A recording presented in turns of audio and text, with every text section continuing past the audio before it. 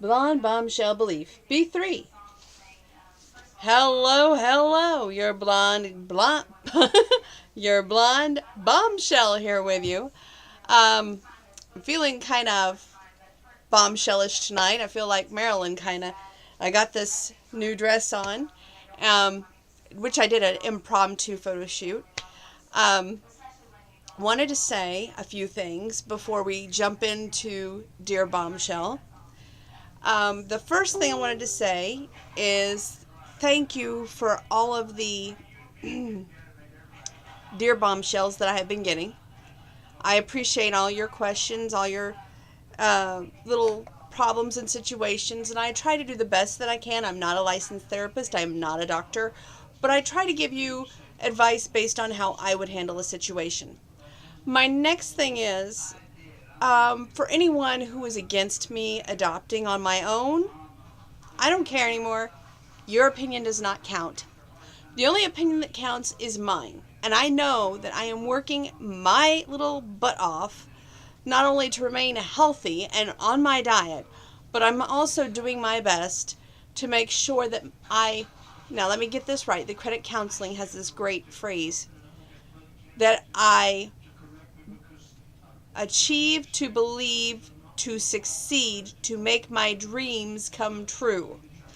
So in the small term, I'm going to get my car fixed because it needs a fuel pump. In the long term, I am going to adopt a child. It won't be this next birthday, which one of my friends is like, hey, what happened to turning 40? What happened to turning 40? The only thing that matters is that I get my credit cards paid off. The sooner the better. That's what matters. The next thing that matters is that I believe in myself and believe that I can achieve my goals in life. And at this point, guys, I know I may have been a little harsh, but you have to understand, I have had a horrible romance background. Not only that, there was abuse in the background of my relationships. And in my past relationships, I have had a lot of cheating, a lot of lying, a lot of guys that I really thought the world of, and I still do in one case. And I probably always will. And I'm being honest. And in that case, it's better for me to focus on raising a child by myself. And I believe that I will be the best mother that this world has ever seen. Did it have anything? Let's just jump into the Dear Bombshell. This was a personal Dear Bombshell that I got, and I'm going to go ahead and say it. Did it have anything to do with turning 40 this year, A? And B, this is the anniversary date of Joey Martin Feek's death. Has this all impacted you? Let me take this one question at a time. Turning 40 this year, yes, it makes you put things in perspective. It makes you realize, hey, you ain't getting any younger. And if you want to achieve your goals, you got to do whatever it takes to get there. But within reason. And you can't lose your morals. You can't lose your beliefs. You have to be able to say, I'm a good, withstanding person to achieve my goals. There's that old thing that to have a child, you have to be married. Well, anymore, we're in the new modern era. And to me, I have seen what marriage does when marriage goes south. I have been in relationships that go south. I don't want to bring that kind of drama to the child. I want that child to know that I love it unconditionally and I would be the best mom ever. Joey Martin's Feek death, because of the impact of it being ovarian cancer and me having PCOS, I won't lie. It did impact me greatly.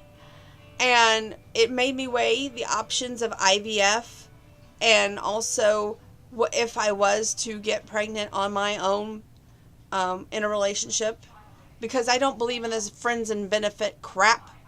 And I'm sorry, that is not a relationship. That's you using each other to achieve self-fulfillment for what? A brief 8 seconds? No. You don't need that kind of relationship in your life, Donna. And I don't. So basically, I'm looking at the bigger picture here, realizing what I want out of life. And if anybody can't handle that, step off. And that's the way I look at it. As you can tell, I'm fighting a raspy throat. I have at least 2 songs that I told everybody I was going to sing this week to fulfill requests. So I'm going to do my best. Why did I disable the likes and dislikes? I disabled it so you all can't see it. And there's a reason. I took it very personal and very hard that people would judge me on my way I would raise a child if I was to become a mother. I did receive a lot of hate mail this week from the guys. I guess I had it coming when I said that all the guys were out for one thing. Okay, some of you guys may not be out for just one thing, and that's a rare kind of gentleman. So to those gentlemen, I apologize. But to the men who are out for one thing and one thing only, I don't apologize. And you all know who you are. Yes, I am a control. I like to know how the song is going to end before it starts. I do not believe in not having a life plan. I do have a checklist, and smoking, drinking, being a felon is not on my list. I don't want any of that in my life. I don't have time for any of that in my life. And personally, I think if you set out to message a woman after Valentine's Day and you do it in March, how cheap are you? I mean, you had a chance to make a great impact on my life on Valentine's Day. You didn't do it. The way I look at life right now is my grandparents, which the wheelchair is still not here. However, we found out this week the paperwork is finally finished.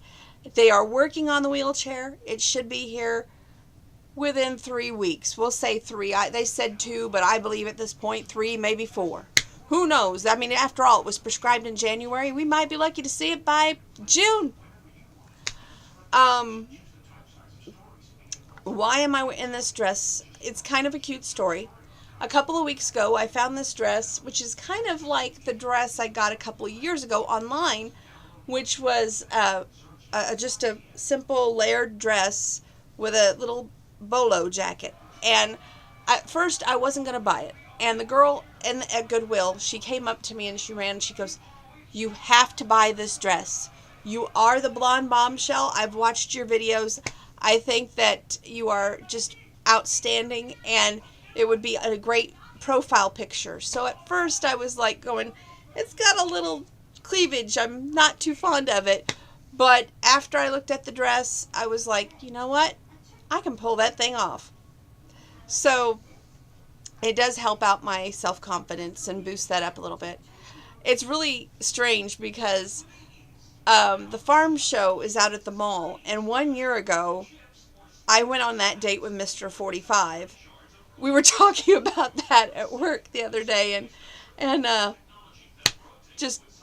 had to say that. I don't know how he's doing, and I wish him all the best.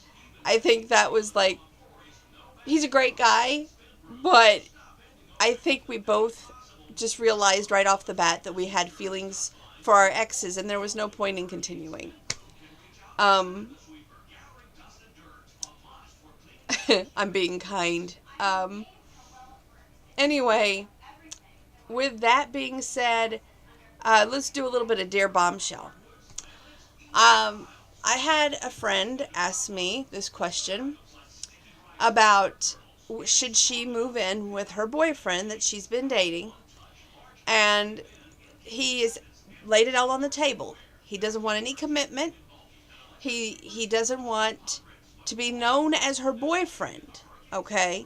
He wants to be known as her friend, also roommate, but wants to remove the word boyfriend.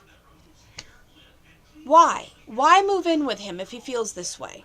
To me, that's not even a friend, okay? Because a friend would be honest with you, and why is he wanting to hide you from everybody in the world? Is he ashamed of you? And what benefit? I just don't understand that. Another thing that I wanted to say real quickly on this video was the question was, I want to go ahead with this relationship, but yet I'm friends with her ex-boyfriend. Is it okay to ask her out? Are you asking her out for yourself, or are you asking her out because you have ulterior motives to hurt her, belittle her, and harm her? I don't know. It's just, with everything that's gone on in today's world and my trust issues, I just don't trust that easily. I want you to think about things before you do them. Lord God knows, I wish I would have thought about things before I did and said them. Today at the hairdresser, I had a kind of a breakthrough moment. She had done my hair, and I looked over at her and I said, you know, if there was one thing I do regret, and it's funny, because I love you guys. I love my YouTube channel. I love my Instagram. But maybe I was too vocal in my excitement to meet Mr. CB when I went on to Instagram, and I was like, here I am at Cracker Barrel waiting on him. And of course I didn't say him. I said his name. And he was, you know, in his truck, probably wondering what I was doing, which he did. He sent me a text message saying, hey, I see you, but what are you doing? And I don't know. I regret a lot of things, and I would do a lot of things different. And I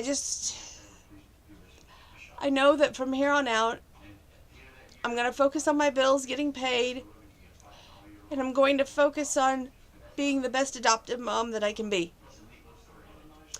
With that being said, stay tuned. I'm going to sing a couple of songs before I lose this voice.